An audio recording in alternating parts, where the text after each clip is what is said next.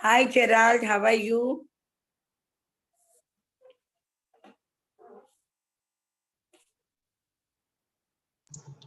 Hello, madam. Good evening. Good evening. How are you? Happy New Year. I think Gerald has already joined. Yes, I have already spoken to him. Hi, Gerald. How are you? I'm fine, ma'am. Nice to speak with you. Yeah, what's the timing there, Gerald? It's just about 10:30 in the morning.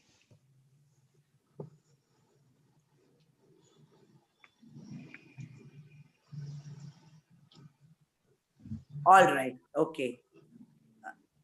I'm So just you are in which place exactly? I'm in a place called Milton Keynes in the UK, which is not very far from London. It's about and like 40 minutes train journey from London, central London.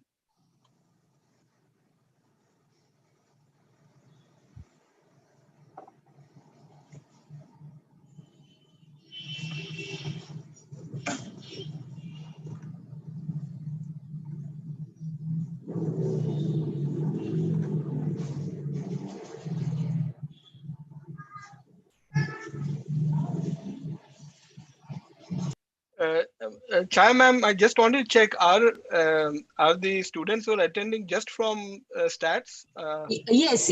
Okay. They are basically from SY and TY, and few students from FIBSc. They are interested in knowing more about this career planning, our topic. But Okay, otherwise, majority of them are from FI and SY. Okay. That's fine. Thank you.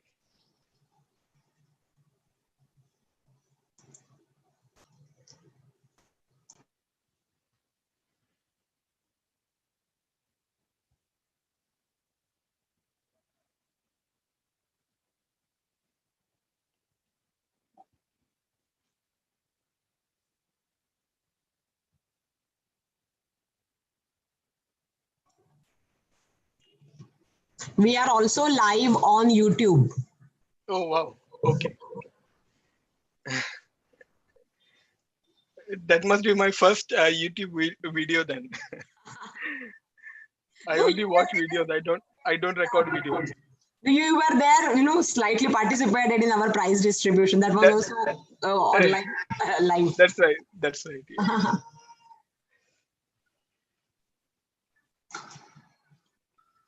Our students had lecture till 4 o'clock also. So SY Okay. Okay. students lecture is going on till now. So they will be Okay. joining immediately after this now. Okay. So on Saturdays, they have lectures, is it? Yeah. Okay. Except Sunday, all days they have practicals, theory, Okay. Okay. lectures, everything. I don't remember when I was there whether we had lectures on Saturday. Yes, that time also they were there. And Mandlik sir used to take your practical in the morning on Saturday. Okay. Okay. Okay. Yeah. Yeah. I completely forgotten all that now. Yeah, obviously. Yeah, I mean, in where I am, Saturday and Sunday are generally holidays for most people, and especially in the IT industry. Yes. Uh, so it's just been in our heads that Saturday and Sunday is holiday for all of us. Yeah. Yes. Even here also in India also, majority places they are having at least second and fourth Saturday they are having Right.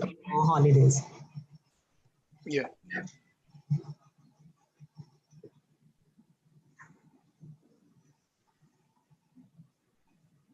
How is the situation there with the COVID in Mumbai? It's okay now. I think everything is settled. People know now how to live with all this pandemic and everything, Okay. Okay. That's good. Good. We are because in they a have no yeah. choice. They have to come and start working outside. So That's now right. slowly it started. Okay, okay. I mean, we are in a third lockdown now. I Uh, know. Yeah. it's it's bad Here, at the moment. partially, it is started. Only school colleges are not open yet, but we are working online, so Online. Okay. everything is going on. But Yeah. majority of small scale industries and all, they had a lot of trouble during this pandemic. Okay. Okay. Many of them have got closed also because of this. It's locked. Their business are shut down. Yeah. That That's problem is also there. yeah, That is for small scale, but otherwise people are struggling. yeah, that's true. That's true. Yes. But all these vada pav wala, pani puri wala have started now. So Okay, major chunk has started. right, yeah, And slowly people are also going to have that food outside and that's right. hotels and all of the restaurants.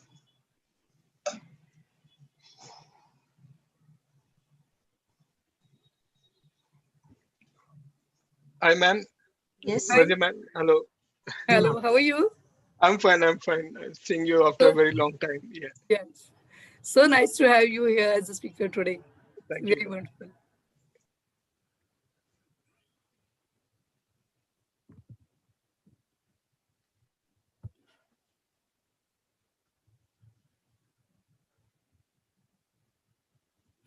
Has is Limai sir still or still working, or is he retired? I wasn't very This sure. is his last month.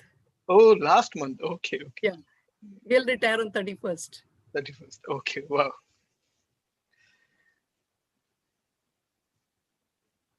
How is the condition in UK? It's bad at the moment. For the last I think week, the number of cases and deaths are all rising. So it's looking bad. That's what The only we are.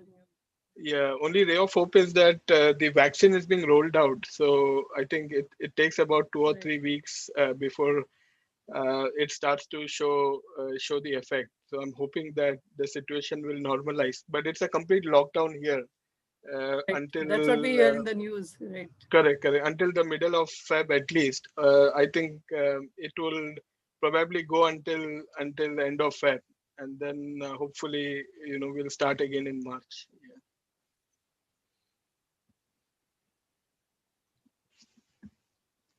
Yeah, nobody anticipated all this.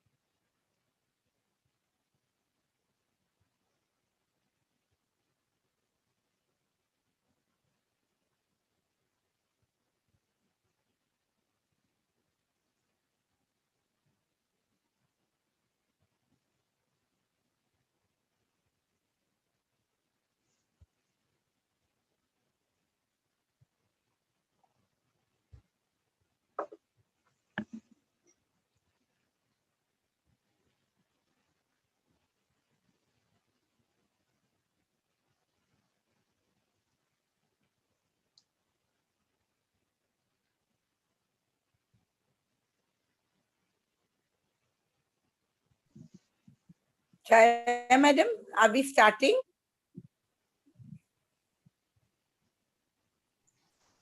Hello, madam. Yes, we can start. I was waiting for Limay sir to join, but I think we should start, right? So, Vazir madam, shall we start? Vazir madam? Let us start. Yeah. Very good evening to all of you. Respected guest speaker of today's session, Mr. Gerald Aranha, Director of Hindi Vidya Prachar Samiti, Dr. Usha Mukundan Madam, Principal Dr. Himanshu Davda Sir in his absentia, Head Department of Statistics, Mrs. Jayashree Vazhe, my colleagues, Mr. Ajit Limaye, Mr. Rahul Tiwari, and Mr. Jay Shankar Singh, and all my dear students. I welcome you all for today's guest lecture. Many times our students ask us about what is to be done after graduation, whether to seek for a job or pursue further studies, or if job, then what type of job, and if studies, then which courses are to be done, or which field is appropriate in today's world, or maybe how to choose correct path for future. And there are many such questions in their mind. To come out of all such type of questions, career planning is. Career planning is a lifelong process which includes everything, like right from getting the job and then working on our skills, finding out our maybe requirements, expectations from life, and even retiring. There might always be possible changes in the life, but long-term and short-term plans may not match. We cannot always control the things from outside, like family or friends, or maybe health issues, or maybe politics, or many, for example, now in today's world pandemic. But one thing we can make as a career plan, and it lasts as far as possible. So to guide us on this topic, today we have with us our own alumni, Mr. Gerald Aranha. It is, for me, it is like my elder child is directing or giving ideas to my younger ones. And I feel very, very proud to introduce my student, Mr. Gerald Aranha. When I think about Mr. Gerald, I always remember very enthusiastic student, always with the smiling face. This I have already said. He was always used to be there with the smiling face and roaming here around us, even in the department, or that means that time it was the staff room, and even in our TY class, and helping many people. He used to be very humble, and still he used to put his words very confidently. I clearly remember his presence in the department. Mr. Gerald has completed his graduation from our department in 1996 with the flying colors, and though he was struggling with a lot of hurdles in his studies. And one more thing we have to mention, and that is he had bagged second rank in the University of Mumbai in that time in the subject of statistics. Now about his current situation after graduation. Before that, after graduation, he joined Tech Mahindra, specializing in telecom domain and working across multiple telcos, both in Europe as well as in other geographies. Presently, he is Senior Principal Consultant, Telecom, Media and Entertainment HCL Technologies. He is currently heading transformation programs and initiatives for HCL's telecom clients in EMEA region. So I feel very proud, and I am eagerly waiting to listen to Mr. Gerald. Please welcome Mr. Gerald Aranha. Over to you. Thank you, ma'am. Can you hear me? Yes, absolutely. All right. Thank you very much. I really feel humbled, and I feel absolutely delighted to be back again. And again, thank you both Vazir ma'am, Chaya ma'am, for this opportunity to speak to the students of statistics in the college. I certainly, I still after so many years having connected with yourselves, I still feel I'm very much part of the college, and today I'm absolutely flattered to be amongst you all, able to see you all, speak to you all, and able to share my experience, my knowledge with the students on the subject of career planning. So once again, thanks for the opportunity. Thanks for the introduction. I'm really indebted. All right. So if I've prepared a set of slides, and I'll talk through those slides. What I'll do is, as I talk through what I have to present, and I will take some breaks in between, and then the students can ask me relevant questions, and we'll take it from there. So I'll prefer to keep it interactive that way. Of course, I can't continue speaking for a lot of time, because it will also be late at your end. So I intend to finish my bit in an hour. We will leave another possibly last 10 minutes for any questions, further questions that the students have, and then we can conclude. Is that okay, ma'am? Yes, yes, absolutely. All right. I'll just share my screen. Yeah, just bear with me.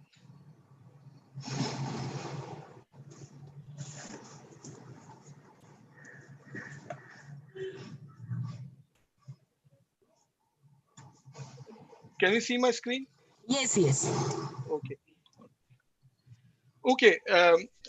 I think ma'am has done a very good introduction of why you need career planning in brief.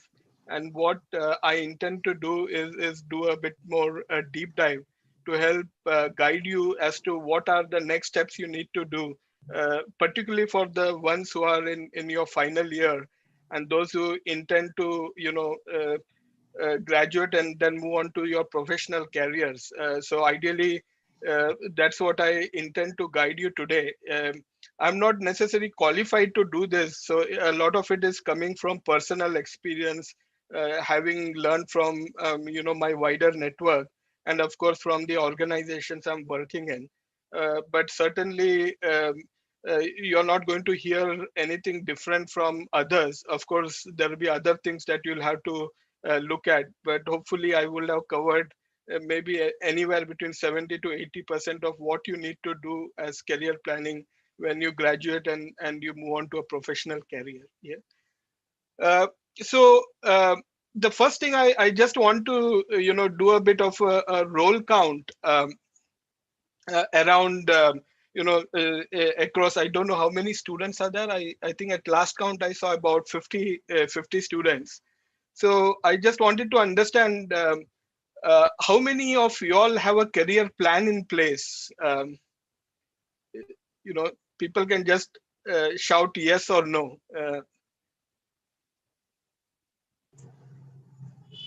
Does anyone have a career plan in place?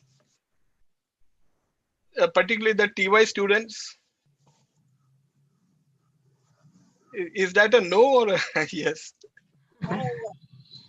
Yes. Yes. Wow. Okay. Yes.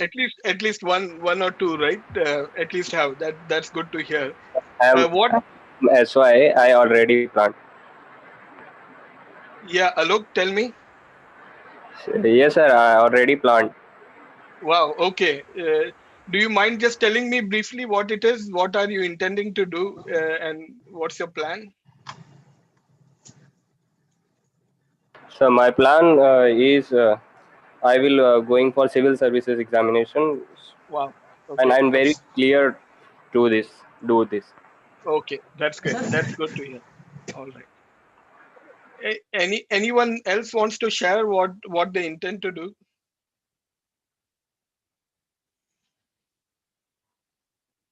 No. Okay.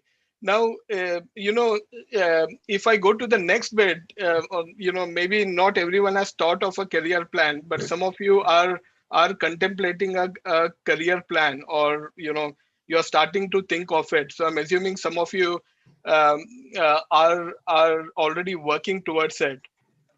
What about those who are still looking at career options? Are there any students who have thought of, I want to do this, I might want to do this, I might want to do this, two or three things? Are the particularly the TY students, have you started to think about your career options?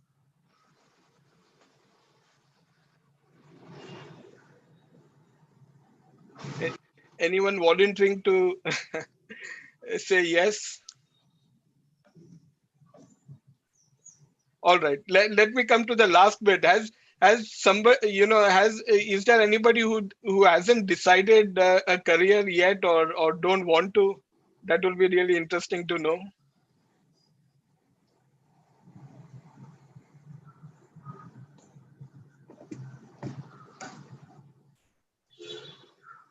All right. Okay. It's it's a very quiet. I think certainly uh, it will help for me to also understand what are your thoughts around career planning. Hence, I was asking these questions. But it's all right. What I'll do is, sorry, was somebody going to say something? Okay. So let me come to the next bit. I just want to leave a particular message in your minds. I want to take an example of lottery. I don't know how popular lotteries are in India these days, but certainly where I live, a lottery is very popular, and most of us dream of winning a lottery because the minimum you win in a lottery here in the UK is about 1 million, which is about 10 crore rupees, and you can do a lot in that money. But the point I want to make is, you can dream about it and you can dream about everything you can do with that amount of money. But if you don't actually take a lottery, right, you will never win it. So that's really the message, and pretty much same with your career. Now, lottery is easy; you just go to the shop and buy. But with your career, if you don't actually plan and prepare it, you will not really aspire what you want to be, or at least half of what you want, what you aspire to be. Yeah. So having said that, before I go on to talking about the why and the what and how, I just want to touch on a beautiful definition of career that I picked up from from a site. I should include a reference to that site, which I'll do when I send across the slides. But it had a very holistic and a complete sort of definition of what career is. So essentially, if I read it out, it says career means the progress and actions that a person takes throughout their life, right? It relates to the profession that a person practices for a major part of their life, including the positions they hold, the success they achieve, and the resulting social status. Now, what is very clear in this career definition, if you see, it talks about progress. So, the idea of career is you don't get stuck into what you do. You tend to progress over a period of time. Yeah. Then it talks about actions. It means you have to do something to progress that career, and those actions need to be taken, and that is what you will realize as I take you through the rest of slides, the actions you need to take. Yeah. Then of course you know that a career is not a one-time thing, in the sense you do it for 6 months, you go on a holiday for the rest of your life. You are stuck with your career for a period of time. It could be 5 years, 10 years. You might change your profession after that, but your career goes on, at least until you're you're rich enough, or you retire. Yeah. And we also talk about the positions they hold. So clearly, some of you aspire to be in higher roles. So you need to start thinking as part of a career planning as to what positions you need to be in. And of course, unless you achieve success, unless you achieve satisfaction, and some of you will also aspire to have a certain social status. So all this is beautifully summed up in this definition of career. Yeah. Uh, Are there any questions? I'll just take a pause here and then we'll move on to the why, what, and how. So are there any immediate questions from anyone before I move on? I mean, the other thing I just want to understand, is the speed of my presentation and my talking. Is that okay, or do you want me to slow down? I think it is fine, sir. Okay, thank you. Yeah. Yeah. What about the students? Yes, sir, it is fine. Fine, sir. Yes, Okay, sir. okay, thank you, thank you. Okay, so are there any questions before I move on to the why bit? Okay, so before I jump into why you need a career plan, I just wanted to um, take a bit of a realistic scenario. Now I have some names, I have some roles or responsibilities, what those individuals do, and I put kind of their experience here. Now, just to be clear, these names, roles, and references are purely, I have made them up. But in at least two cases, they relate to people who I know, and therefore they are perfect examples of what I want to convey here when I talk about why you need career planning. Yeah. So the first example is of this chap called Mark Roberts. He's a IT engineer, pretty much in the field I am in as well, in IT.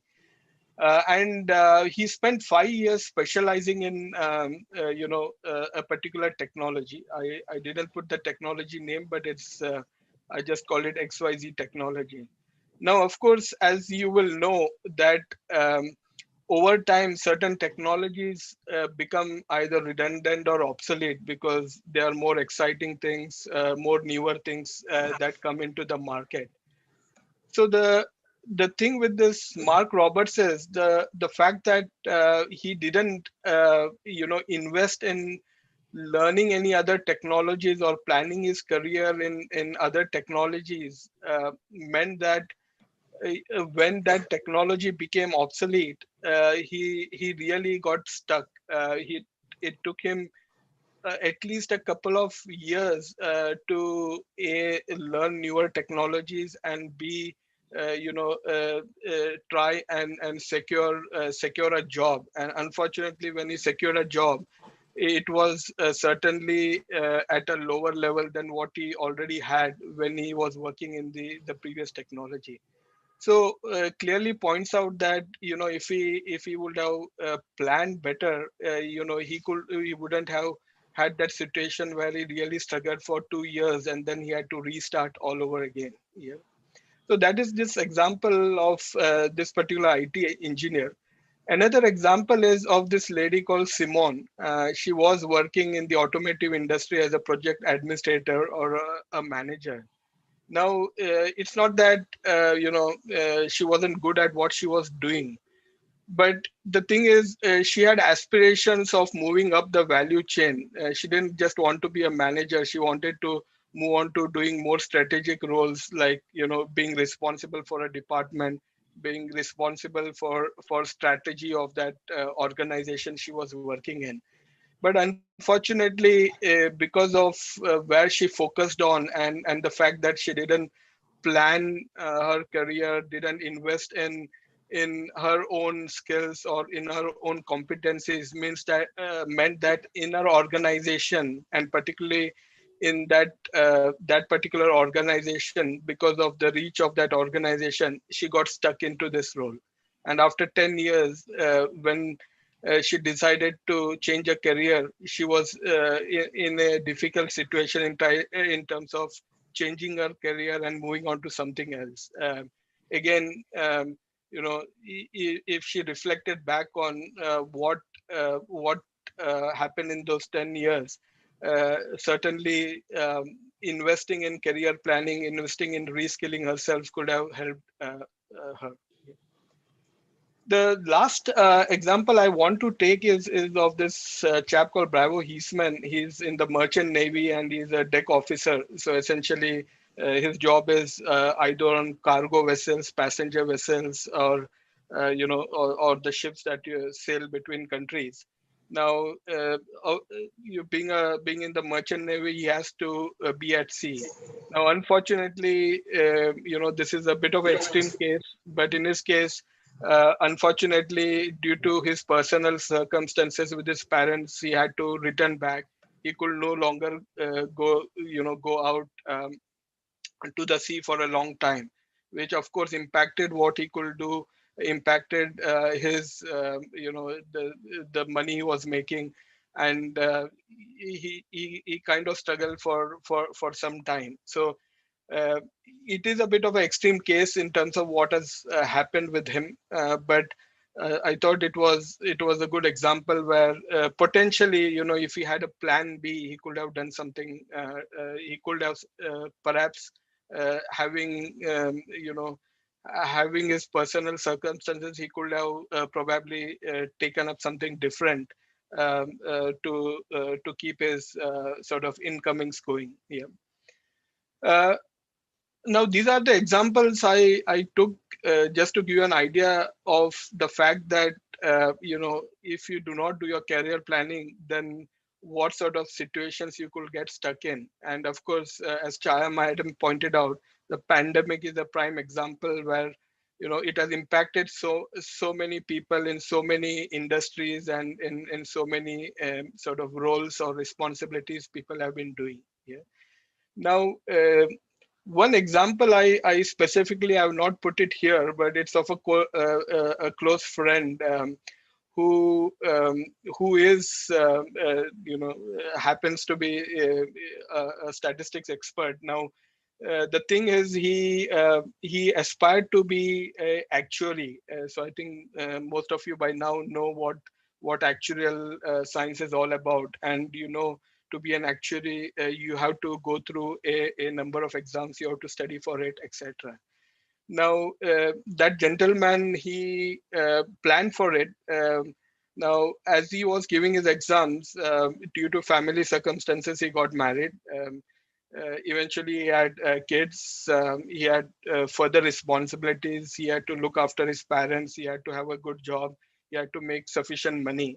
But what happened then as a result was his ability to dedicate time to study, etc., all got impacted. And to this date, I think about 23, 24 years, he's still not completed his actual exams. I think there's only one that is outstanding, right?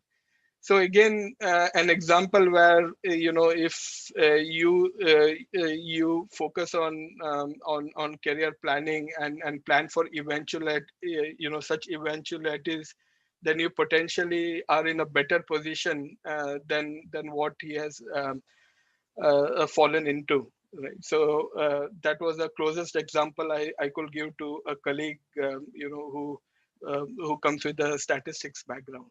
Right. Is all this making sense? Uh, are there any questions?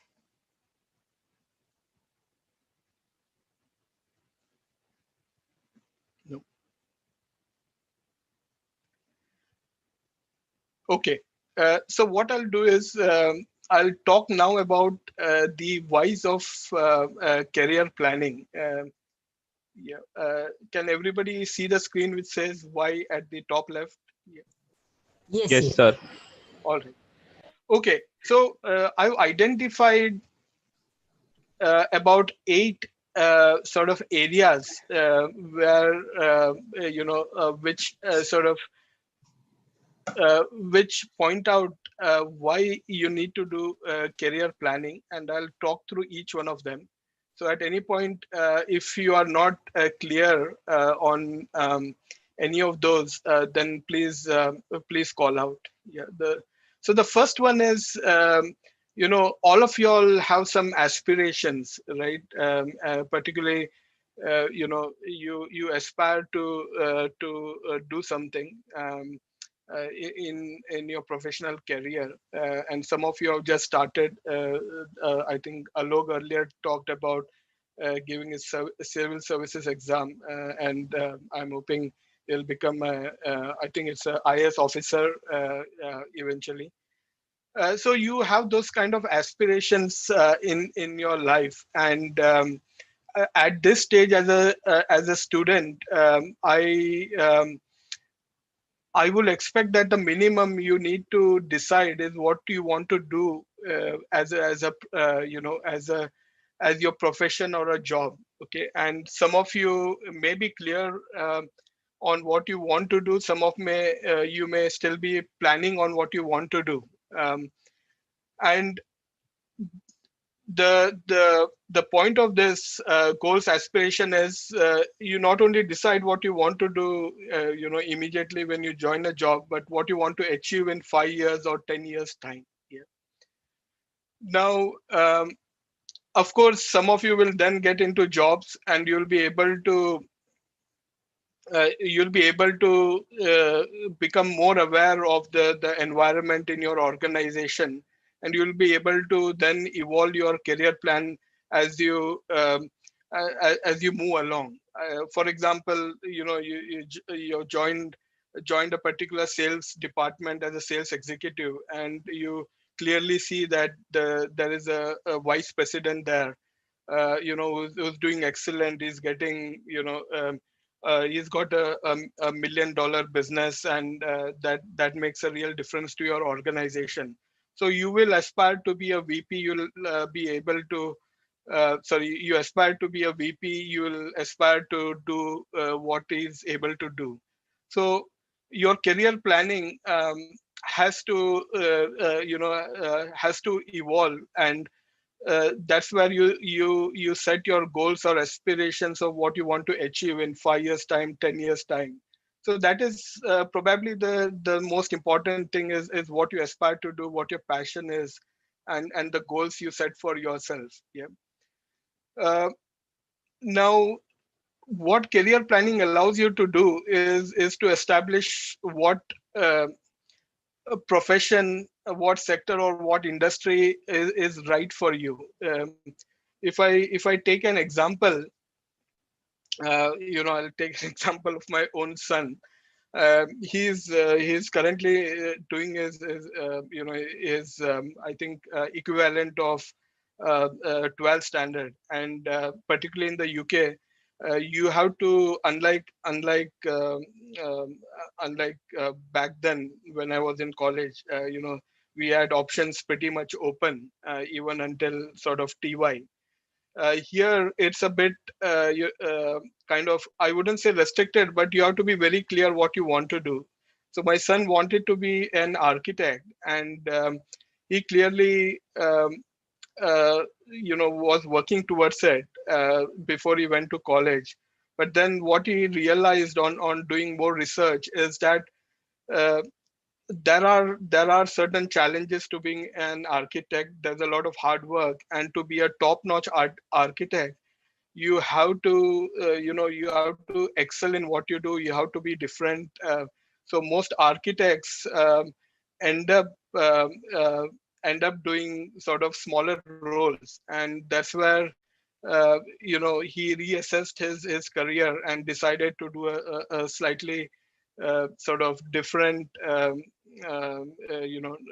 plan his career or profession slightly different to being an architect. Yeah. So goals and aspirations is very important to decide. Now, of course, if I move on to the next bit, I'm sure most of you aspire to have good earnings, right? I'm sure most of you will love to have a 2 or 3 bedroom flat in an upmarket locality, have a trendy car and latest gadgets. uh, Now none of this comes free, right? Unless your dad or your father-in-law is a millionaire. So certainly most of you will be wanting good earnings, better lifestyle. So unless you plan your career, unless you work towards progress in your career, I think there's a very slim chance that you will have good earnings or a better lifestyle. Uh, does that make sense, or are there any questions at this point?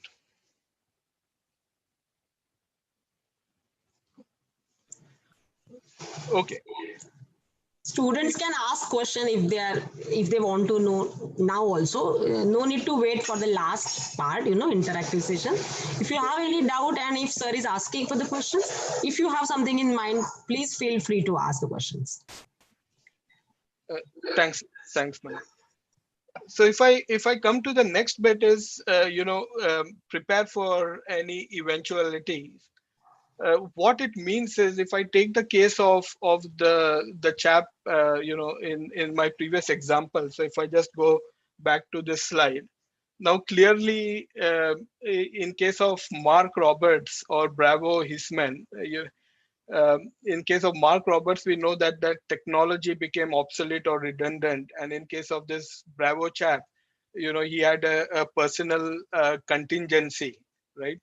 Now, of course, if they would have planned or would have had a plan B, then their position would have been different. And as I talked earlier, the current pandemic is a very good example.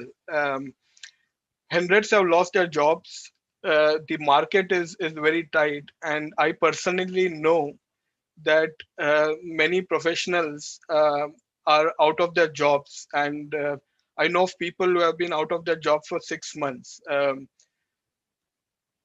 Most companies that usually hire freshers have even stopped the recruitment. So these are very challenging times.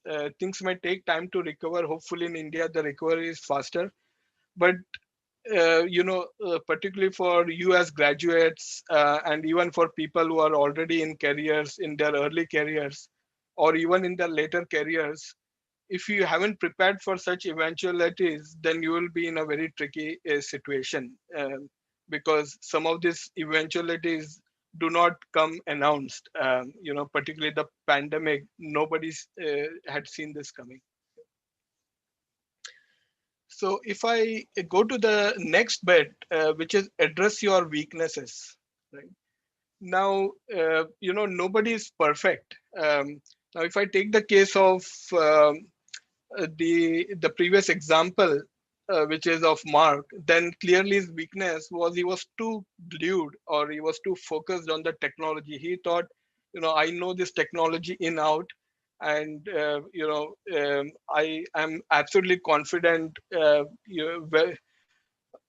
will never have a problem finding a job. But what he failed to realize is that technology will move on. He failed to realize that there will always be something bigger, better, and things will become obsolete. So he should have seen that coming.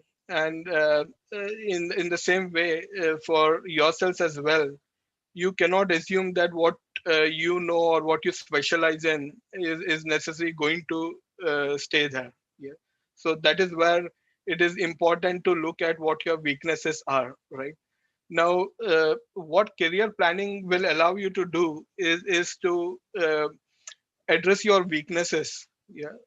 You need, as you do your career planning, as you try and look at where you want to be, as you try and compare yourself to what you want to be, compare yourself in that example where the sales executive is planning to be a vice president. If he looks at what does the vice president do, in terms of all the areas he covers, in terms of businesses he brings in, how does he do it?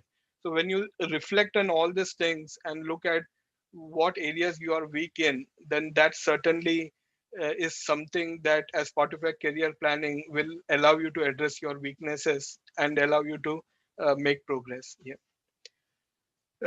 If I move on to the next bit, which is prepare for change. Yeah. Now,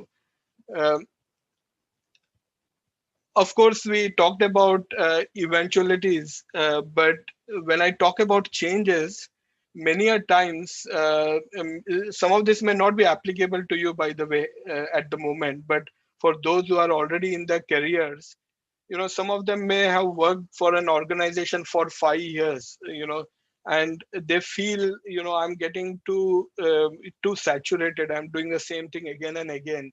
There's not much of an opportunity. For example, in the previous case, we we looked at Simone, right? She, in her organization, she did not see any further opportunity beyond the project administrator or manager.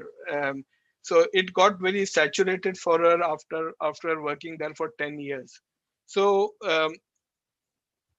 so it's very important to be prepared for change. And again, that's where career planning is important, because it helps you to prepare for change which either suddenly comes, or change that you yourself intend to do. I mean, here where I am in the UK, it's quite often that people who are in prime of the careers, who are in well-earning jobs, working in places like London, decide after 20 years, 25 years, suddenly decide they don't want to do that job anymore. They don't, they are completely saturated or completely overwhelmed, having worked for the last whatever 20 years, and then they go and do completely different. But being able to do that completely different thing is not an easy decision, and therefore you need to do your career planning and prepare for that change, right?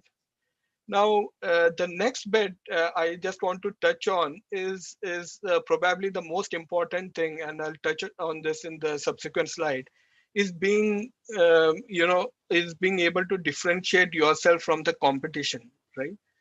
Now, today there are many MBAs in the market, right? There are many engineers in the market. And to be honest, even when I started my job, there were many engineers in the market. The most important thing is, for when you apply for a job, and when that employer has about 10,000 applications and he is only selecting 10, he needs to be able to have a way to know, how I can select a particular person from the other, and that's where the differentiation comes in, right? So unless you differentiate yourself, you may not even go beyond your CV stage. So most of, particularly where they get thousands of applications, the first thing they do is they look at the CV. They look at the CV for the first 2 or 3 minutes, and then if they don't find anything that stands out, they will just throw away that CV. So that's done. You don't even get past the CV stage. So one of the things as part of your career planning you have to do is try and differentiate yourself, and we'll touch on how you do that in subsequent slides. Yeah. Next bit is the awareness of job markets and trends. Many a times, some of us think, very easy, I'll apply for this job. Sorry, I'll plan for this particular career, and I'll apply for jobs, I'll get it. But it's not that easy. You need to know if, firstly, there are enough jobs out there, particularly where you live, or nearer to where in your town or city. You need to be aware if there are really jobs for the career or the profession you have planned. Yeah. You also need to know, is it paying sufficiently? Yeah. And you also need to know whether there are demand for jobs. So unless you're done your research, and unless you've gone and looked at the job market, you've looked at what particular jobs are asking for, it's not going to happen magically. You just can't apply to a job and just get it. You have to do your research uh, when you have decided on a particular career or a profession. Yeah. So career planning involves making sure you have done your research well, and you're continuously scanning the job market and also the industry trends, right? So for example, in stats today, or rather maybe 5 years back, particularly from a technology sites. There was a particular tool, I can't remember the name. It used to be most popular for doing analytics, right? Now, what has happened is there are other technologies that have come into play, and those technologies are more easier. They're available on the cloud, and they provide a lot of ease of use. Now, if you don't see or understand those trends, you will never be able to realize that unless unless you work towards those, keeping yourself skilled on those trends, you have a less potential of getting a job. So it's very important to be aware both of the job market and the trends related to your profession or career. Yeah. And the final thing I want to touch on in the subject of why do you need to do career planning is as you realize your weaknesses, or even if you don't have a weakness but you want to progress in your career, you have to enrich your skills and competences.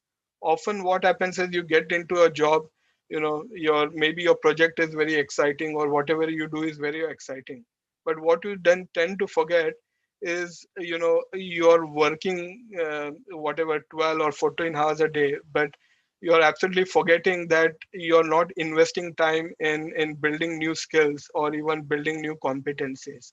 And skills is what you need to do your job, and competency is the knowledge you build of the wider field or the industry while you do your job. So unless you invest in building your skills and competencies as part of your career planning, things will become stagnant in the long run. Yeah. So that's why you need to do career planning. I will take a pause here, and probably if anyone has any feedback or any questions, I can answer that. Yeah.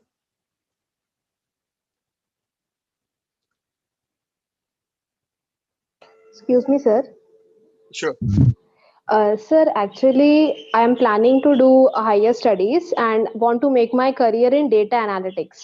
So, sir, will you please share some views on this career? So I think I will talk about that very briefly later. But let me tell you, data analytics is one of the most trending career today, particularly in my sector, telco. Most of the telco organizations want to drive their business based on what they can learn from the data, right? So uh, a lot of organizations are putting the necessary technology, the necessary people, particularly data scientists, data analyst or business analytics professionals. And these are becoming very core of their business organizations to help them plan their business, strategize their business, and differentiate the business. So if somebody asks me what are the top five careers or professions that somebody should invest in, then data analytics to me really comes in those top five. But of course, you need to sufficiently research this area. You need to be aware of what exactly you need to do, what technologies, what skills, etc. So as long as you do that, and you gain sufficient experience, I think this is a go-to career. I will say at least for the next foreseeable future. Okay, sir. Thank you. Any other questions? Otherwise, I'll move on to the next slide. Okay. So yeah. Sorry, somebody was going to ask something.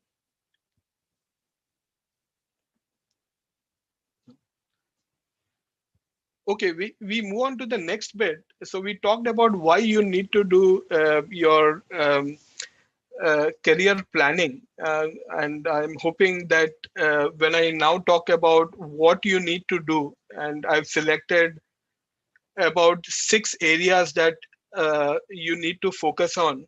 I'm hoping you will be able to relate this to the previous slide where we talked about why you need to do career planning. Yeah.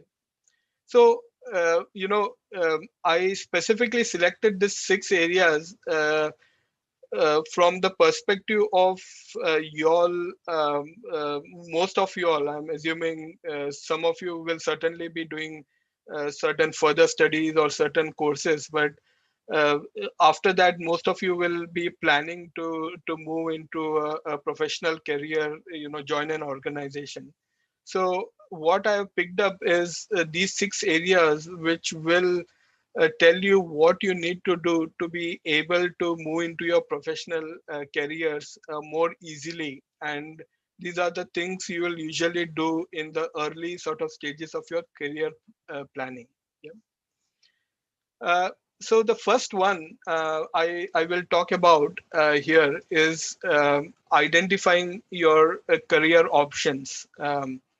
And researching them for job markets, requirements, and trend, right?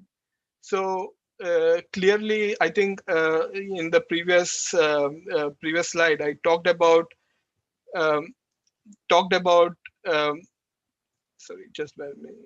When I talked about enriching skills and competencies or awareness of job markets and trends, yeah.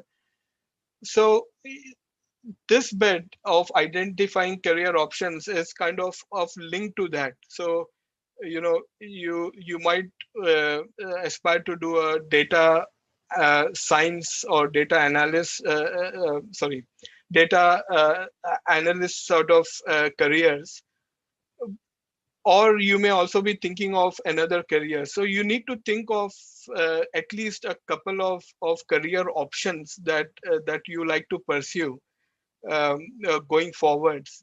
Now, it's not about just saying I will I want to do this or I might do that.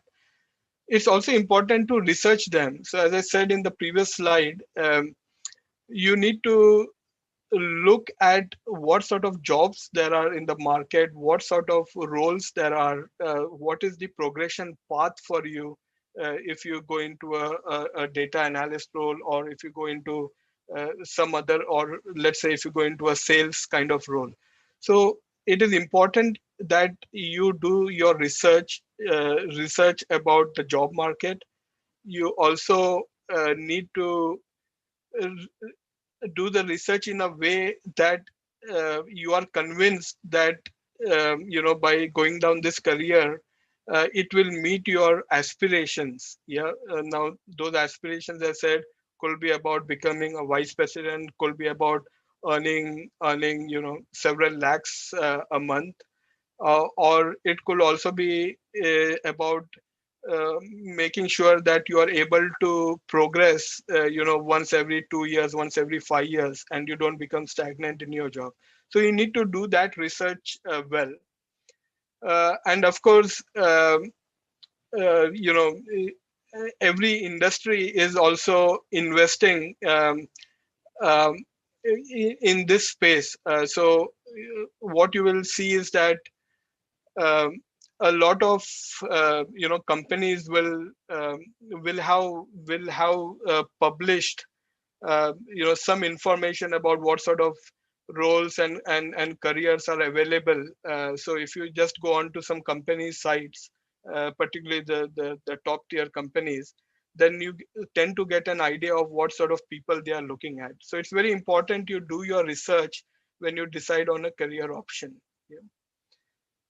Moving on, I find, particularly when my days when I was in my college days, or even after college, uh, from a perspective of career planning, you could think about your career options, you could do your research, but unless you have a plan, right, it doesn't go anywhere. Now, when I say a plan, it means that let's say you decide that you're you are already in a job, but you now want to shift to a different role. Now to achieve that role, you probably have to retrain yourself, you have to skill yourself in something. So unless you put down a plan which says, I'm going to skill myself in XYZ for the next 3 months, I'll give this certification and probably let the company know so that I can move into that role. So unless you have something like that put in place, a plan, it's not going to work. And unless you put a plan, you wouldn't know whether you're succeeding or not. So it's very important to put a plan in place. I'm sure most of you know what a project plan is all about. Now, in the simplest form, you just need to prepare a plan saying, particularly from the fact that most of you may be looking to move into professional careers.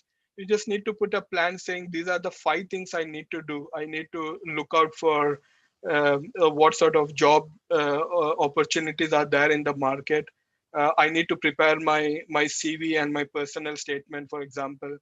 I need to prepare for interviews. So you need to put these high level topics, and then individually you need to say, if I have to prepare for an interview, what are the 5 things I need to do? I need to understand what are the interview questions. I need to do mock interviews, etc. So all of these, if you put in a plan, even in an Excel sheet, and you say, I'm going to prepare this on this date, etc., that will be brilliant. But if you don't do that, then you are never prepared. So the most important ingredient of your career planning is to have a plan in place. And of course, you can always revisit that plan. And as you progress with the interviews, or even once you've got a job and you're thinking of moving into the next role, of course you can revisit your plan as you progress over a period of time. Yeah. Particularly when you're first trying to apply for jobs, it's important to put a tracker where you're putting all the jobs you applied for, uh, when how did the interview go, what sort of questions. So I'll touch on that in the next slide. But to me, if you don't have a plan that you are tracking for your career development, then you aren't really doing any career planning. Now, the next bit is a CV. Most of you know what CV is all about. And I'm not sure how many of you already have a CV, particularly the folks in the final year of college. But your CV and your personal statement. A personal statement is essentially, a summary of your CV, and then you try and justify why you should be selected for a role that you're applying for. Now, if these two, if you have not done it well, I can tell you, you will not even get through in the first round, right? Forget the interview. So your CV and your covering letter um, uh, has to be really compelling. Yeah? If it doesn't make a first impression, then the gate is closed for you in that particular organization. So I do take a lot of interviews every year, and for me, whenever a CV turns up, if I look at a CV and I see that there's just no effort in that CV, I straight away reject. I don't even bother to go through the rest of the CV or plan for an interview, however experienced that person is. Yeah. So putting effort and investing in your CV and personal statement is very important. Of course, you may do good in your CV and your personal statement. Then you might get called for an interview. Now, I can tell you, right? However confident person you are never ever prepared for an interview. I can tell you right away. I can, if somebody volunteers for an interview today with me, I can make sure that I can demonstrate that you are not prepared for your interview. Yeah. So preparing for an interview is absolutely important, particularly as freshers. Most companies, they take the freshers through very grueling rounds of interviews. They do a HR interview, they'll do a technical interview, they'll do a written test, they might even do a group discussion. So it's quite grueling and quite taxing. And the only way you will stand out of this is if you prepare for it. Yeah. There is no way you can stand out in all of this unless you are prepared for it. So I can tell you right away, if you don't prepare for your interview, you are very ill prepared for your move into a professional career. And let me admit, it's not only just you as freshers, but even me today when I go for an interview. Let's say when I want to change my job, it's not easy. It's not easy. I've attended interviews. I changed my job last year. I gave a number of interviews. And when I reflected on those interviews immediately after the interview, I realized, I wasn't prepared at all. And I used that learning to prepare for my next interview. Yeah. The next bit is create or network with connections. So let me tell you what this means. A lot of the times, although job positions and um, uh,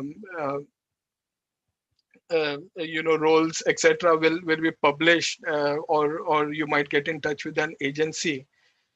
Being in touch with your connections, and this could be connections with either your seniors who are already in job, your teachers may enable some connections for you, or people you would have met in your academic circles of friends or family circles, right? Your uncle might be in a good job somewhere.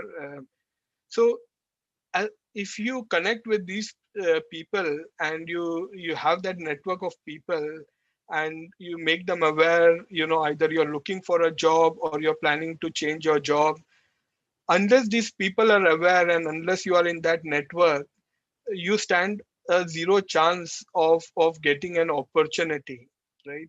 Unless you're exceptionally brilliant. Now, uh, I recently, we won a deal in South Africa, and I'm currently recruiting for people to work in the team. Uh, a lot of the people now we are taking on board is not by job advertisements. It's the connections that either I have or people already in my team have. So, for example, I took a guy for testing, and he knows another 5 people who are looking out for jobs, and he's referred those 5 people to me, and then I interview them and I take them. So essentially those my testing guy and his 5 connections are all connected. So it's very important. You cannot stay in isolation these days. So it's important to have that network of connections, and also be connected to them and make them aware when you are in need of a job or you're planning to change a job, etc. So again, creating that network of connections is very important. uh, the next bit is something that is certainly I think won't be obvious to you at this point, but in the current situation, it may be that it will be difficult for you to get a job that you desire. For example, you desire to work in a tier 1 company, right? And you have applied to many tier 1 companies, nobody comes back. Yeah. Or you have applied, but you're being offered a job with a lower salary, right? Uh, Now, it is important to have experience than have nothing at all, right?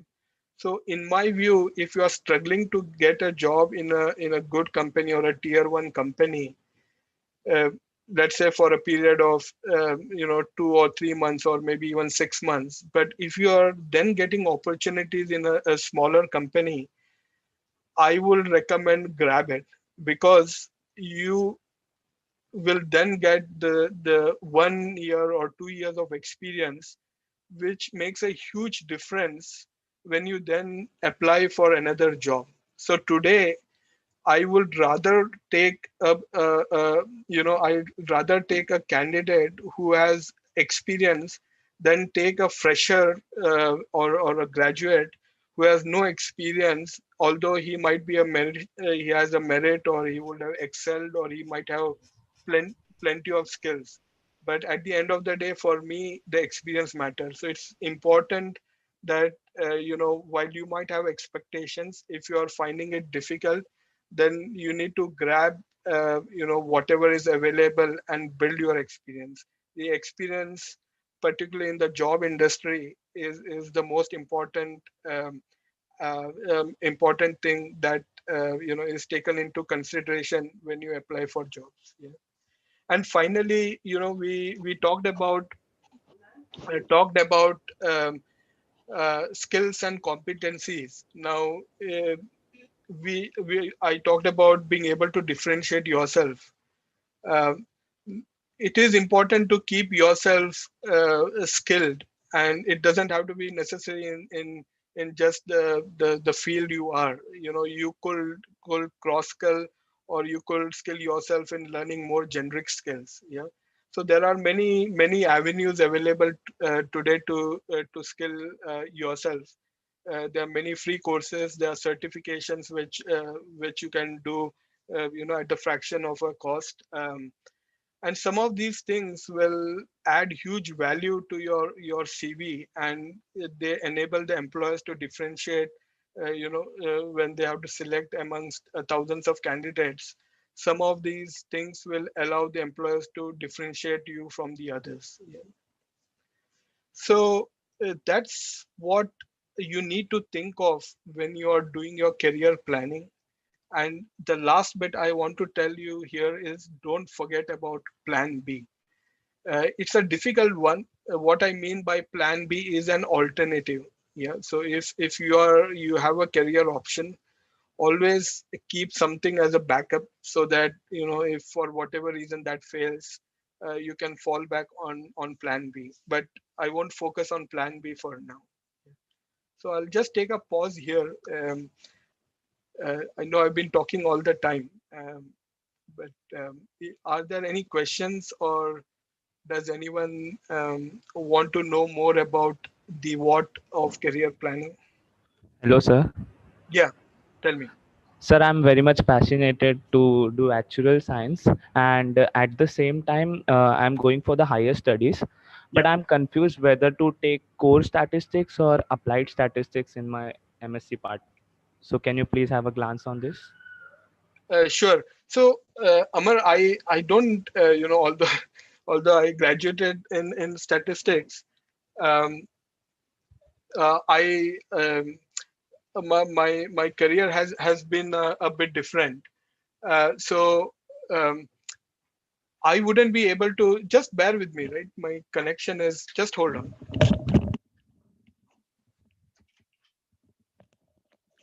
Yeah. So I won't be able to necessarily. Uh, necessarily advise you on this bit around actuarials, because I think that is a very specific area. But what you can do is, I'll provide my email ID to ma'am later on. So if you just drop me an email, I do have a colleague who is an actuarial. So I will probably ask him for that advice, and I'll get back to you, Amar. Thank you, sir. That will be very much helpful for me. All right. Are there any other questions?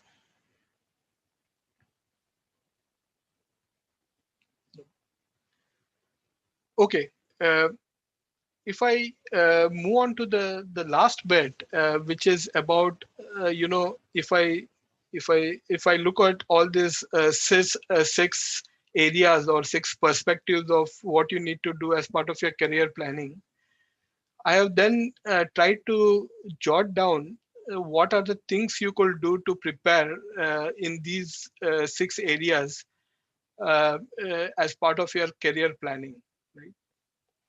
So the first one, if I go back here, is your career options, doing your research, and looking at requirements and trends in the job market.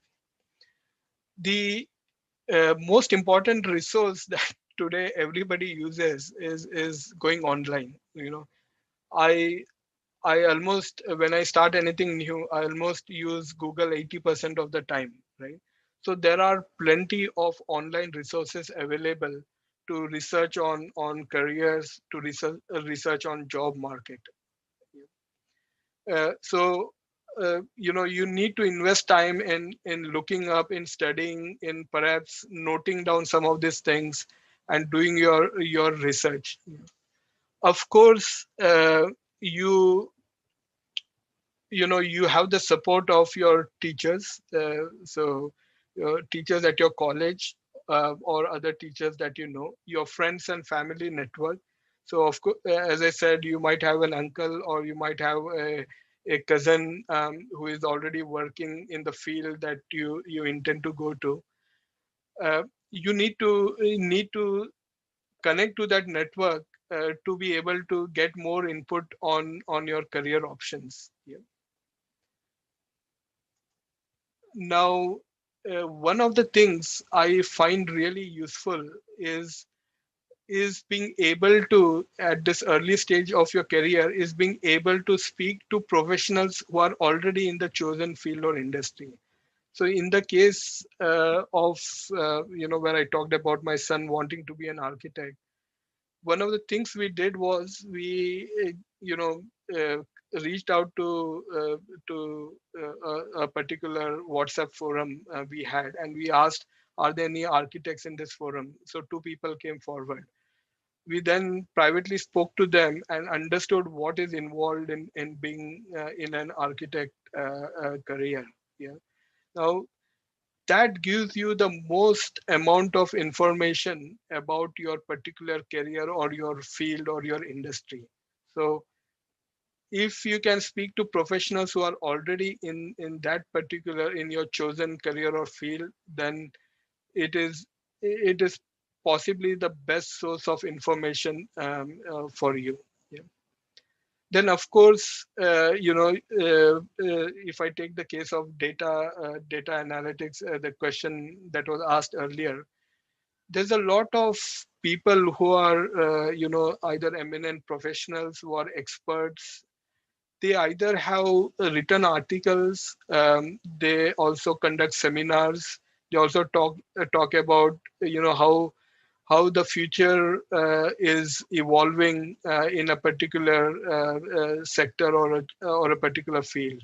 So again, either online or via some other means, you could look at more information that helps you to inform your career options, understand the job market and trends. Now, as I said, when you do your career planning, it's not just about having it in your mind. You need it down on written down somewhere, and for you be able to track it. So the best tool I usually use is Microsoft Excel. I'm sure everybody knows it's available to everyone. If you are not comfortable using Excel, just buy a notebook and start writing in it. My recommendation is don't plan too aggressively. For example, you decide you want to skill in a particular, a particular area. Let's say you want to learn about cloud computing. Then don't plan for completing it in 1 month, right? It may say that you can complete the course in 20 hours, but particularly if you're in your final months of your college and you got exams, or if you're already working, it's difficult to find those 20 hours. So make sure you don't plan too aggressively. Particularly for your job applications and interviews, make sure you keep a tracker. many a times I speak with either some of my friends whose kids are now out looking for jobs, or even when I speak to generally to graduates, I realized they have applied for a lot of jobs. Then when I asked them, how many jobs have you applied? How many responses you have got? How did your interview go? Do you know what areas you need to improve on?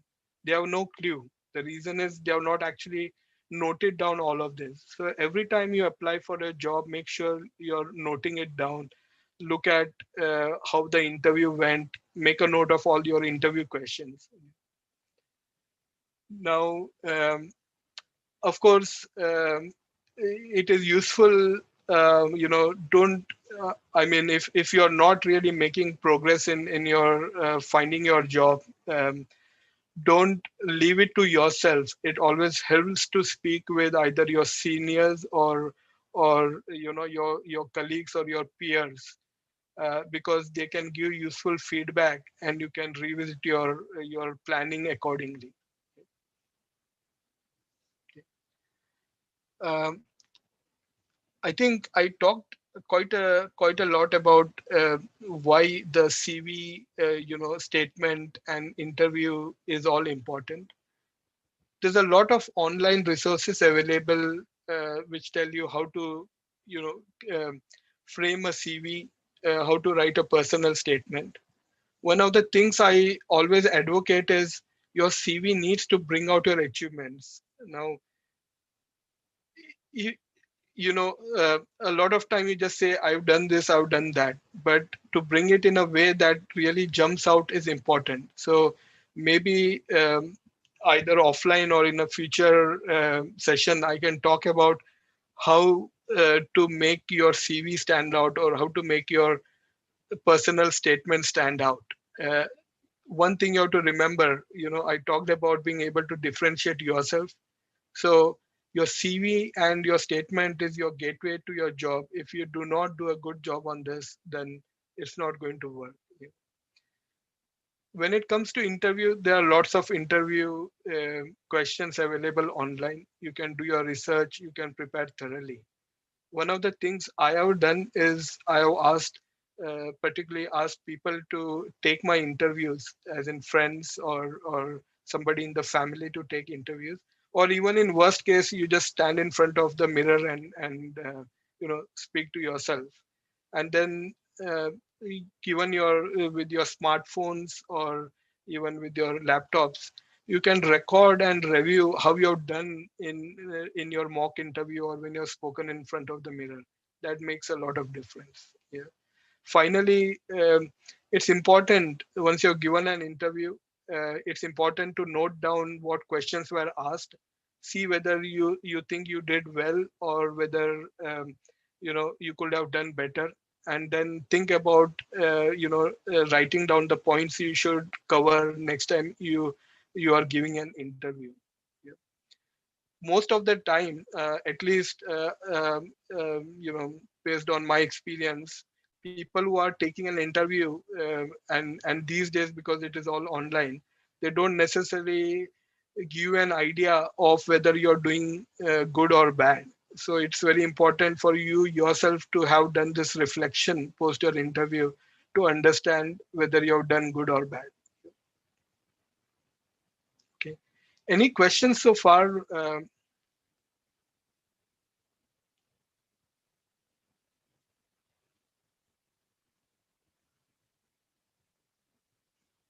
Okay, so the next slide is around network connections. I think I already talked about why this is important and why you need to have those network connections.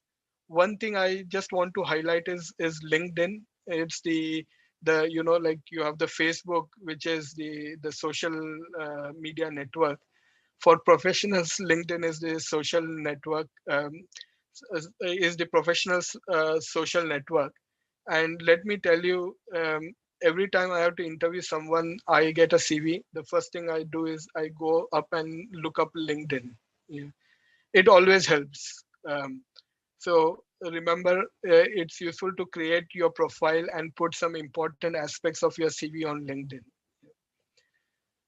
The most important or the final thing to remember here with network connections is this network connections is for all of your professional life. It's not just finding a job. It's also post you are in a job. If you think of changing your career, if you think of having a better role, or you think of completely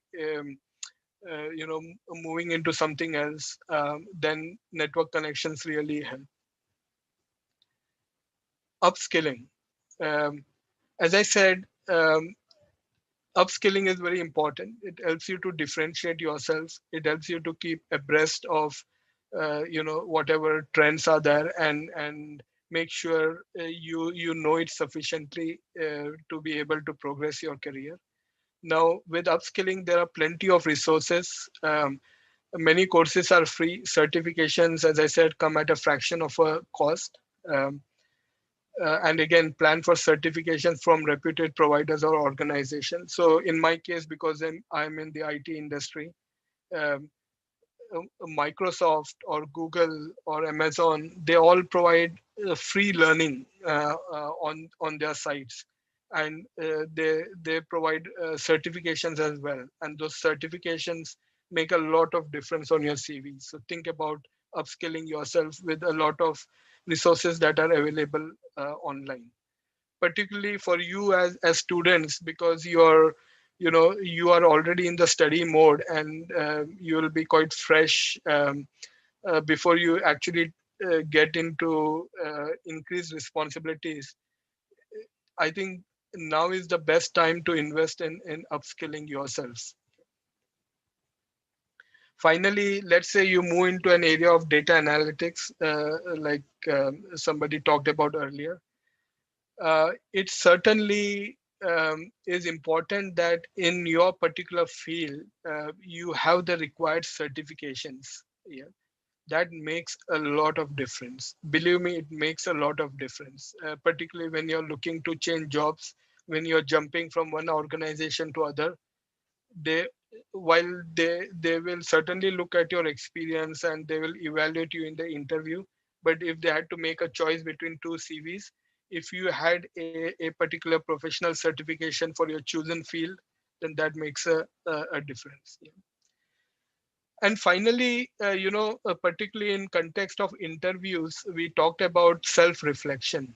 Now, self-reflection not only applies to interviews, but even when you write your CV or covering letter, read it 2 times, 3 times, or even 4 times to see what you could do differently. Just writing and finishing and posting it doesn't work. I certainly read whatever I write at least 3 times over to make sure I'm convinced that if I were in the shoes of the employer, I will certainly select the CV. And the same applies for interview. After your interview, make sure you jot down what was asked, think about what you could have done better. And absolutely, after you have been rejected for a job, you need to think of why they could have rejected you, what could you have done better. Yeah. And again, self reflection, you could continue doing it throughout your career. Yeah. The last point here is, as you do your self reflection, you will be able to also know what your weaknesses are, but you could also know what your weaknesses are by comparing yourself to your peers. So let's say you are a sales executive, there is another colleague, sales executive, who's just been promoted to a director, right? Now, you know um, you might think he's is just become director by luck, but if you reflect what has he done different, if you try and understand, or maybe even speak to him saying what has he done different, or what what um, what has he achieved, that itself will tell you perhaps there are some weaknesses in you that you need to work on, that may also put you in the right path to achieving your aspirations. So these are the things, as I said, you could do, between now and once once you get the job, to work towards getting into your right career, getting into your right job, and then of course being satisfied, and then moving up and planning for the next stage of your career plan. Yeah. So this is what I had in terms of the how. um, I will now take a pause for any questions, and maybe there's only one slide before I finish. So are there any questions on this so far, on the how?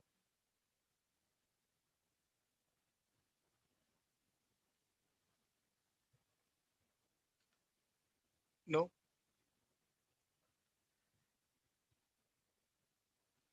Okay. I like to leave you with a particular thought, a quote from Michael Jordan. Essentially, he says, some people want it to happen, a bit like the lottery thing, right? Some wish it will happen. So unless you take the lottery, it's not going to happen. Similar goes here. Others make it happen. So you need to be here where you need to make it happen. And the way you'll make it happen for your aspirations, for what you want to earn, the lifestyle you want, to prepare for any eventualities or to prepare for change, is by making it happen. So that's the bit I want to leave you with, and that concludes what I wanted to share. So I'm open to any questions. I know I short my time by perhaps 15 minutes, so I'll take any questions you all have. Before students ask some questions, I would like to ask one question. Please guide our students to how to make CV. That is very important, I think, for them. You have already added a few points, but Yes. maybe more detail they might, because there they fail.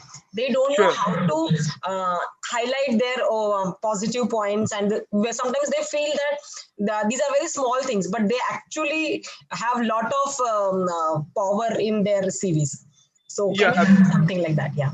Yeah, absolutely. So CV has a number of components. You essentially share with a statement which says, what you aspire to be or what you aspire to achieve. So that should be your opening statement at the top of your CV. That makes an impact in my view. Then you go on to providing a summary of your experience. Now, particularly in case of the students here, of course, they will lack in the experience bit, but they can certainly talk or put highlights of their studies, of their projects, and of the skills they have. And then you can probably talk about any projects that you have done, either voluntary projects or as part of your college projects. You can talk about those projects. But the most important thing to do there is, when you talk about your experience, is to bring it out in a way that it's been an achievement. It's not just that I provided support to this. You can say that I enabled enabled achieving so and so. Yeah. So ma'am, what I can do is I can send some examples over email of showing a standard sort of CV, Oh, which that is would be average great. CV, and Yes. then I think it will take some examples to be able to, for the students to see how to Yes. differentiate from yourself from a standard CV to something that stands out. Yeah, I can certainly Yes, do it that. will be great help for our students there in that Certainly, case. I can do Yes. that. Yeah, yeah. Yes, sir. Are there any other aspects, students, you think you want me to just either deep dive on, or you want some more guidance? Certainly for Amar, on the actual question, ma'am, I'll send you my CV. Send you my email ID, and I can then if you can connect Amar to me, I can provide the response. Yeah. Definitely, sir. It will be our pleasure to connect Sure. both of you together and go ahead. It will be definitely help for Aman. And Yeah. Aman is really working hard for actuaries right from FIBAC. Now he is in TY. From Wow. FIBAC, he's so focused about this career. Okay, that is brilliant to hear. I think actuaries is a very niche career in my view, and particularly here in the UK and London. Actuaries are very well paid. They are in the top notch sort of people who sort of in terms of top earners. They are they are sitting there Yes. actually. Yeah, it's Do a a very lot big of hard work. Yeah, a it's lot of hard a work is there, but yeah, sorry. yeah, absolutely. It's a well-known, it's a well-respected, Profession. well-known, and particularly in the Western world, insurance is a very big thing, very, very big thing. Hmm. Be it health insurance, car insurance, or any types of insurance, it's a big thing. Yeah. Yes, sir. Yeah. All right. Is there anything else, or I think I don't have anything more from my end, ma'am. Excuse me, sir. Adarsh has There is one. asked one Yes, question. yes, Yes. yes.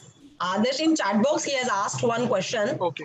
Sir, should we go for career which we are good, or we should go for career which are on demand? It's a tricky question.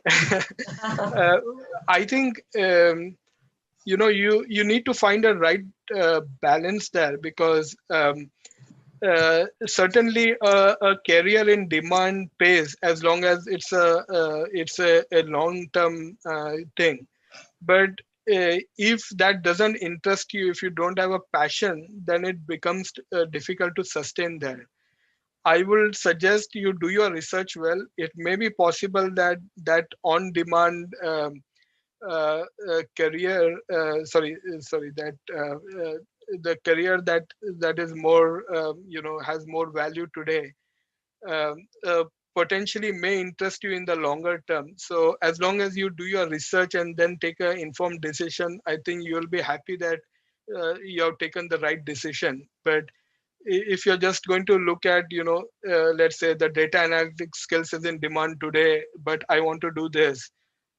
If you just take a decision just based on nothing, then you might regret later. So do your research, and take into account all other factors. For example, your the long term potential for that particular career, the earnings, your responsibilities as well. If you have to support your family, those sort of things. So it's not an easy answer. You have to do your research, and feel free to reach out to me if you need guidance there. All right. Any other questions?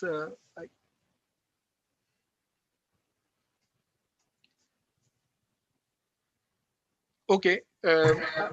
Yeah. Yeah, one more question is there Is it? in chat box. Yeah.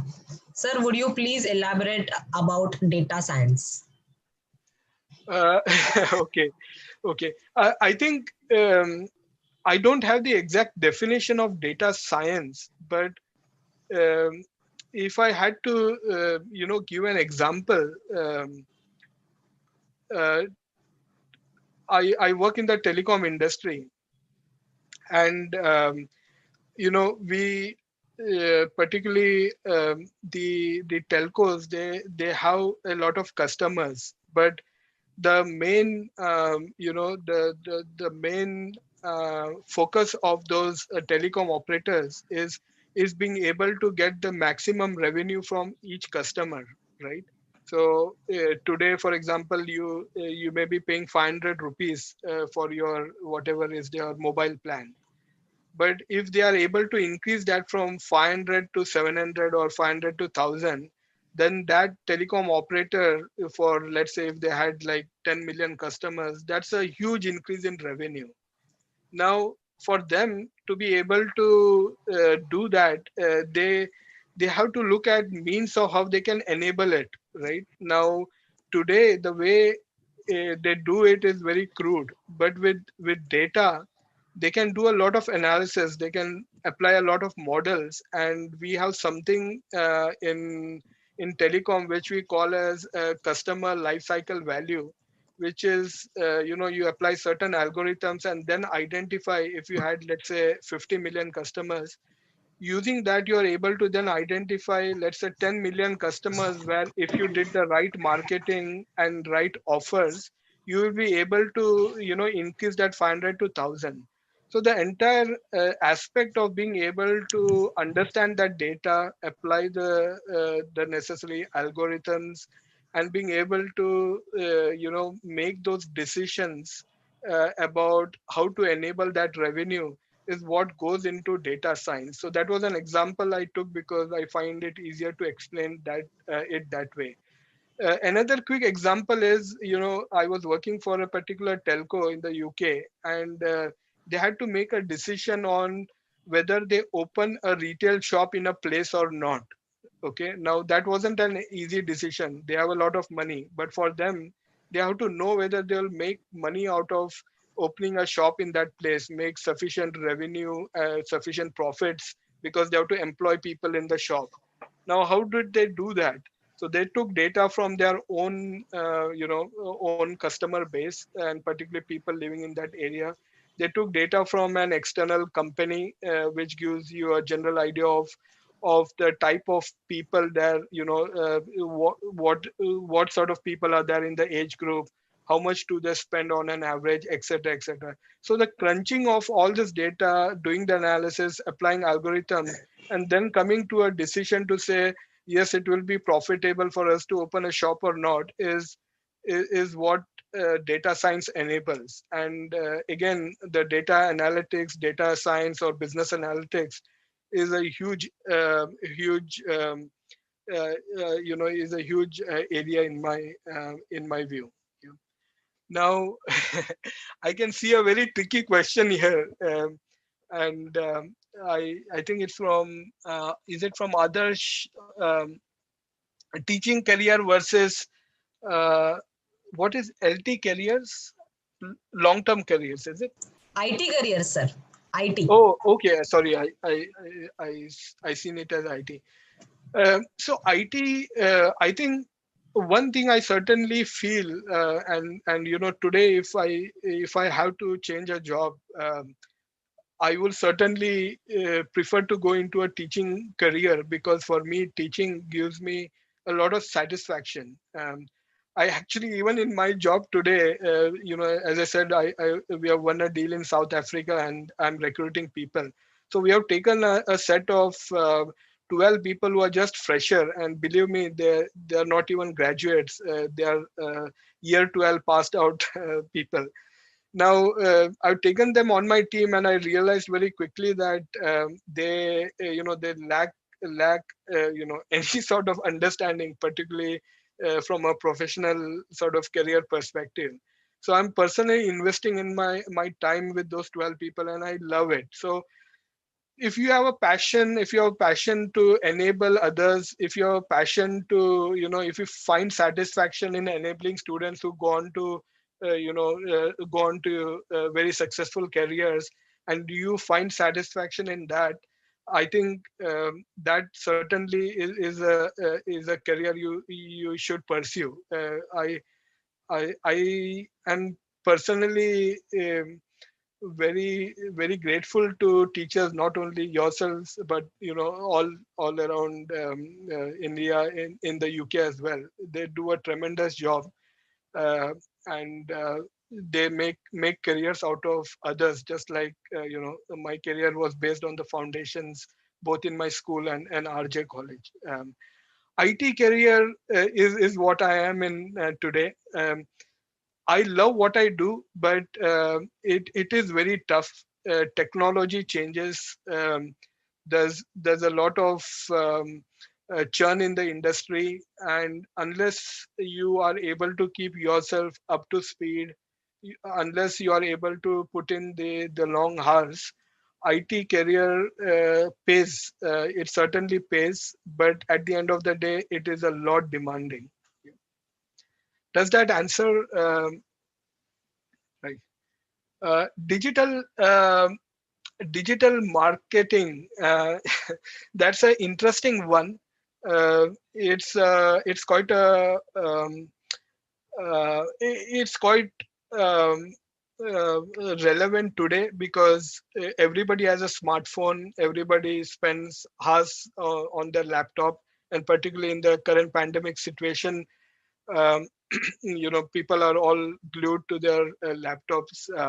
So digital marketing is the means to reach out to people via these online mediums, and every organization, particularly the retail industry, or even in my case the telco industry, digital marketing is a big thing. So and it is interesting as well because it looks at strategies on how to acquire customers, and of course is also linked into the data science or the data analysis, because that feeds you or gives you gives you the input to be able to do your marketing. As I talked earlier, being able to increase the revenue from 500 rupees to 1000 rupees, the digital marketing team will only know that if the necessary data analysis has been done. Yeah. And the my God, you all are asking me very fundamental questions. What does it say? So difference between data analyst and data scientist. I think I will have to answer that offline. I don't have sufficient information on being able to explain that clearly. So Vaishnavi, I'll answer that offline. And others, you're making it very tricky for me. Knowledge versus mark in life. So let me tell you, at where you are in your career at the moment, because you are students, to me, marks is as important as knowledge.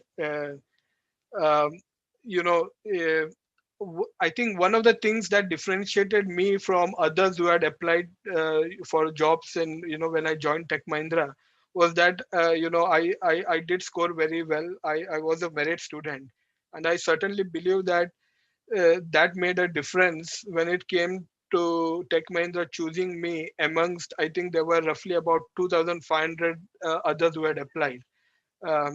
Those days, this was in 97. So at this stage in your career, marks is important. Knowledge, of course, is important. As you move up in your career, knowledge becomes absolutely important. Your skills, competencies is so fundamental that if you don't constantly, build your skills, build your competencies, then you will not be able to make progress in your career. Yeah. Okay. Any other questions, or is that the last one? I think that was the last one. All right. Thank you, ma'am. Yeah, yeah. Thank you, Gerald. Thank you so much. Your I hope that presentation was yeah, very nice and you spoke brilliantly. sure. And now I think the responsibility is on the students Yeah. to make it happen. The Yes. last quote that you should use. The Yeah, responsibility absolutely. is on them. Yeah. So So it was very nicely presented. And Chaya aptly said, it's a wonderful feeling like seeing your elder child guiding Yes. the younger ones. Absolutely. It's really very nice feeling. Yes. It's overwhelming, it's Yes, really overwhelming. really. yeah, I'm yeah. really No, happy to see, to join these two ends, our senior students with this current one. Yeah, absolutely. And same, it's an honor for me to be able to contribute. So as I said, both Chai madam and Vazir madam, feel free. I can certainly make time for y'all and the students. So feel free to let me know if there is. I do have a huge network. And there are people who have specialized in actuarial. There are people who are specialized in the field of data science and data analytics in my network. So I can certainly try and in future, if you need, I can certainly try and get them to spend time with this particular forum. Definitely. Pleasure will be ours. Yeah. All right. Okay. Yes. Shall I we will close the propose call? formal vote Yeah. of thanks, but I'm really thankful to you for the wonderful session you had with us today. No worries, ma'am. I am also quite pleased to be speaking to you all. It was my pleasure. Yeah. All right. May I request Saili Kokitkar? Yeah, to present vote of thanks. Yes. She's our Hi, TY Sally. students. Yeah. She's one of our TY students. Yeah. Hi, Sally. Hi, sir. I hope you all enjoyed this informative session. On the behalf of Department of Statistics of RJ College, I, Saili Kokitkar, from TYBSC, want to give a really heartfelt vote of thanks to our guest, Mr. Gerald Aranha, sir, who spent his busiest time gracing the occasion. Today, we had the opportunity to hear your thoughts, and this is definitely encouraging us in our future. And also, your thoughts have enlightened our minds and shown us a new path. And yes, your lottery example was really good. That if we want to win, first we need to play. You focused on very important aspects of career. They are why, how, and what. Also, you told us about the importance of CV, creating connections, and how to grab even small opportunities to get the experience. And the most important, plan B, self-reflection improvements, upskilling us by online courses, learn from peers, and many more. Thanks a lot for such an informative session. And the special thanks to Director of Hindi Vidya Prachar Samiti, Dr. Usha Mukundan ma'am, for encouraging us at every step. A special mention to our venerable principal, Mr. Himanshu Ravda sir, for constant support of all the activities of department. With deep sense of appreciation, we thank our loving teachers for their untiring efforts. I would also like to thank our placement manager, Devi Prasad Shetty sir, for arranging this Zoom meeting. At last, thanks to all the students for being present for this guest lecture. I'm sure it has given you a path to go ahead in your career. Once again, I thank all for your cordial cooperation. Thank you. Thanks, Sally, for your kind words, and it was a brilliant summarization. Thank you. Really Thank you, appreciate sir. it. Thank you. All right, Chaya ma'am, I'll send my email address so that I can send the slides over to you all, and you can share it with the students as well.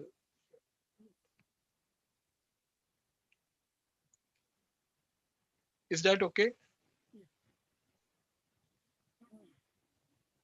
I think you're on mute, ma'am. Was it, madam? Shall we end this meeting? Yeah. We can. All right. Yeah. Thank you. Thank you so much. Yeah. Thank you. Bye bye. Yeah. Bye bye.